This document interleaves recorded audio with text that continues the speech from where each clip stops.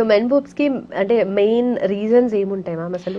యూజువల్గా man boobs అన్నది puberty టైంలో హార్మోనల్ చేంజెస్ వల్ల బ్రెస్ట్ గ్లాండ్ కొంచెం డెవలప్ అయ్యి కొంచెం రోజుల తర్వాత రిగ్రెస్ అయిపోయే ఉంటుంది. కానీ కొంతమందికి ఆ గ్లాండ్ పర్సిస్టెంట్గా ఉండి and it keeps growing beyond certain limit. అది నార్మల్ బ్రెస్ట్ లాగా కనిపించడం, డ్రెస్సెస్ వేసుకుంటే వాళ్ళకి అబ్నార్మల్ బల్జెస్ లాగా కనిపించడం, దీనివల్ల వాళ్ళు కొంచెం షైగా ఫీల్ అవ్వడం అలా మోర్ కామన్ అడాల్సెంట్ గ్రూప్లో.